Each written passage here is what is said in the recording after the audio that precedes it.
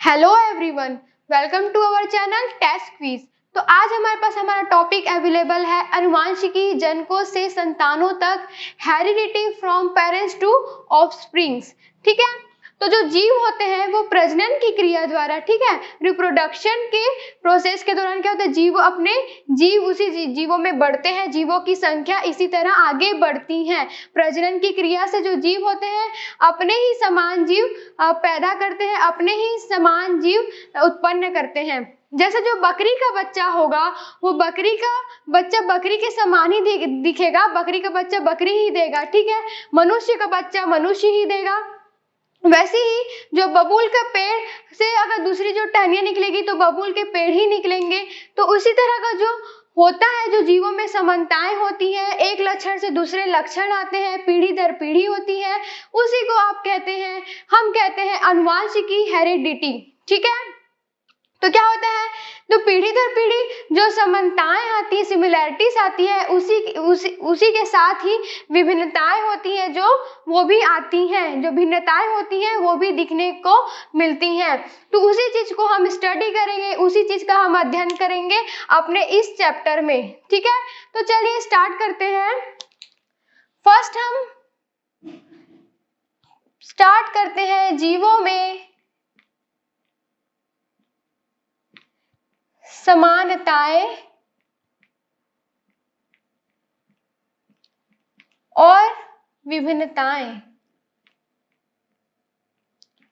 Similarities and dissimilarities.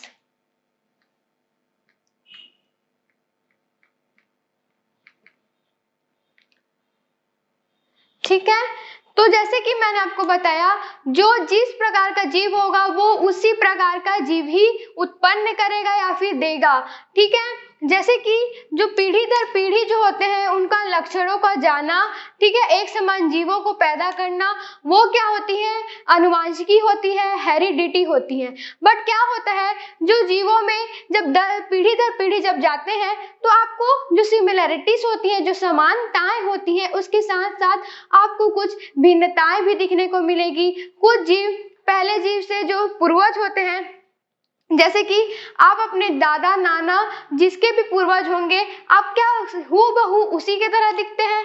नहीं, आपके कुछ लक्षण उनसे भले उनसे आपको मेल खाते होंगे, सिमिलैरिटीज होंगी, बट क्या होती है, आप थोड़े आपका अलग व्यक्तित्व होता है ना, कुछ लक्षण अलग हो जाते हैं, उसी को आप बोलेंगे भिन्नताएं, बोलेंगे विभिन्नताएं बोलेंगे। ठीक है, वेरिएशंस बोलेंगे। उसमें क्या होता है, अनुवांशिकी में हम क्या पढ़ते हैं कि लक्षणों का जाना। ठीक है, हेरिडिटी मीन्स लक्षणों का पीढ़ी दर पीढ़ी जाना, समानताएं आना, ठीक है, वो क्या सिमिलैरिटीज आना, वो क्या होता है, लक्षणों का जाना अनुवांशिकी होता है। पर क्या होता है, सब आपका जो आपके पूर्वज से जो लक्षण आते हैं, साथ ही साथ आप में कुछ अलग पीढ़ी दर पीढ़ी, जैसे मैंने आपको बताया, भिन्नताएं भी आपको देखने को मिलती हैं। तो वही होती है जीवों में समानताएं और विभिन्नताएं। जैसे कि आपको जीवों में तो देखने को मिलेंगी ही, ठीक है, जैसे मैं आपको उदाहरण में एग्जांपल बताया, जैसे आप पूर्वज से आपके कुछ लक्षण आपके आएंगे ही, पर क्या होता है, कुछ विभिन्नताएं जो भिन्नताएं होती हैं वो भी देखने को मिलती है। वैसे जैसे पौधों में क्या होता है, पौधों में अगर किसी आप दो पत्तियों का मेल करेंगे, ठीक है, तो क्या हूबहू वो उससे मेल खाती हैं, ये आप अपने प्रैक्टिकल करके देखिएगा। वैसे ही क्या पौधों के दो बीज आपस में सेम समान होते हैं, ये भी आप प्रैक्टिकल करके देखिएगा पौधों में। ठीक है, तो नेक्स्ट हम इसमें देखते हैं, हमारा नेक्स्ट टॉपिक इसमें देखते हैं अनुवांशिकी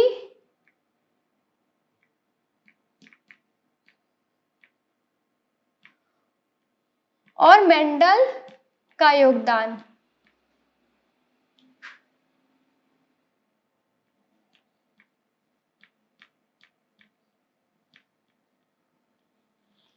जो अनुवांशिकी हेरिडिटी होता है, ठीक है, उसको समझाने के लिए 19वीं शताब्दी से इसमें शोध कार्य होना चालू हो गए थे, की जानने के लिए कि जीवों में जो लक्षण होते हैं, जो कैरेक्टर्स होते हैं, वो कैसे पीढ़ी दर पीढ़ी आ रहे हैं, जो भिन्नताएं हो रही है वो कैसे पीढ़ी दर पीढ़ी आ रही है।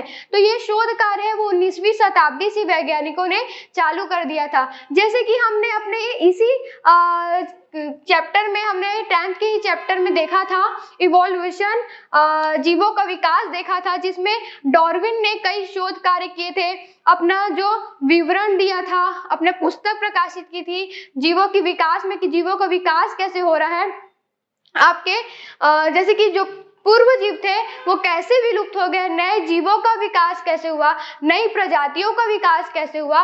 इस तरह जो डार्विन थे, वैज्ञानिक थे, उन्होंने जीवों के विकास को तो समझाया, बट जो लक्षण है जिससे नए जीवों का विकास हो रहा है, कि पीढ़ी दर पीढ़ी जो आनुवंशिकी चल रही है, लक्षण आ रहे, उनको समझाने में वो असमर्थ रहे। ठीक है, उन्होंने जीवों को विकास को समझाया कि जीव की उत्पत्ति कैसे हुई, जीव कैसे आए, नई प्रजातियां कैसे आई, उनमें लक्षण कैसे आए, पर जो पीढ़ी दर पीढ़ी जो लक्षण आ रहे हैं उनको समझाने में, वो आनुवंशिकी को समझाने में असमर्थ रहे। तो जो हमारी आनुवंशिकी थी, जो लक्षण थे, उनमें कई वैज्ञानिक ने शोध कार्य किए, जिसमें ये जो कार्य था वो 19वीं शताब्दी में से ही चालू हो गया था इनको जानने के लिए। तो जो हमारे वैज्ञानिक जो सामने आए वो थे ग्रेगर जॉन मेंडल। ठीक है, उनका आनुवंशिकी में हमारा बहुत बड़ा योगदान है। तो मेंडल जो थे वो क्या थे, मठ के, तो उनका हम थोड़ा सा बायोडाटा देख लेते हैं, हिस्ट्री देख लेते हैं, वो क्या थे, उन्होंने क्या किया। ठीक है, तो जो हमारे मेंडल थे उन्होंने क्या किया, जो मठ है उनमें पादरी के पद में वो पदस्थ थे। तो उनका क्या था, जो बागवानी होती है उनमें उनकी रुचि थी, पेड़ पौधे लगाने में उनकी रुचि थी। ठीक है, तो वो क्या किए, जो मटर के जो पौधा होता है उसमें उन्होंने जो 1856, ठीक है, 1856 से 12 सालों तक 10,000 प्रयोग किए मटर के पौधों में। ठीक है, तो मटर का पौधा उन्होंने लगाया और 12 सालों तक, 1856 से लेकर 12 सालों तक 10,000 प्रयोग किए उन्होंने मटर के पौधों में। उससे क्या हुआ, और अन्य अन्य पौधों में भी उन्होंने प्रयोग करके देखे, ताकि उनके लक्षणों का पता चल सके, उनकी सिमिलैरिटीज और जो विभिन्नताएं, वेरिएशन बोला मैंने, उसका पता लग सके। ठीक है, तो उन्होंने क्या किया, जो अन्य वैज्ञानिक थे, जो अन्य जानकारी दे रहे थे, जो अन्य शोध कार्य कर रहे थे, उन्होंने डार्विन का भी विवरण किया, जो उन्होंने विवरण दिया था उसका विश्लेषण किया, जो उन्होंने जीवों के विकास पर अपने तथ्य दिए थे, जो प्रमाण दिए थे, उनका भी उन्होंने अवलोकन किया मेंडल ने। ठीक है, तो इस तरह जो मेंडल का जो योगदान है आनुवंशिकी पे, हेरिडिटी पे, तो बहुत बड़ा योगदान है उन्होंने आनुवंशिकी को समझाने के लिए। तो देखते हैं मेंडल का प्रयोग। मेंडल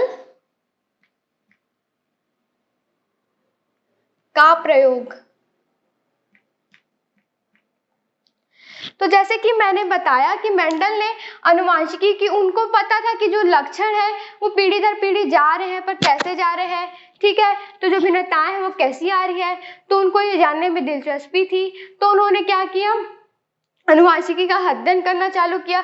जो पौधे हैं जो उसमें विषम लक्षण, जैसे कि पौधे के जो बीज हैं वो हरे पीले, ठीक है, जो फूल है वो बैगनी सफेद, कैसे विषम लक्षणों का आनुवंशिकी पर अध्ययन करना चालू कर दिया। तो उन्होंने क्या किया, जो प्राइमरी अध्ययन था वो जीवों पर, जब उन्होंने कुछ मक्खियों पर भी क्या किया, पहले अवलोकन किया, प्रयोग किया, बट उन्होंने क्या किया, पहले प्राइमरी जो प्राथमिकता है वो पौधों को दी। क्यों, क्योंकि आप किसी भी जीव को अगर कुछ प्रयोग करेंगे, ठीक है, कुछ प्रैक्टिकल करेंगे, तो उसमें क्या थोड़ी आपको प्रॉब्लम होगी। वैसे क्या पौधों को संभालना आसान होता है। ठीक है, पौधों पे आप क्रियाकलाप आसानी से कर सकते हैं, उनके लक्षणों को समझ सकते हैं।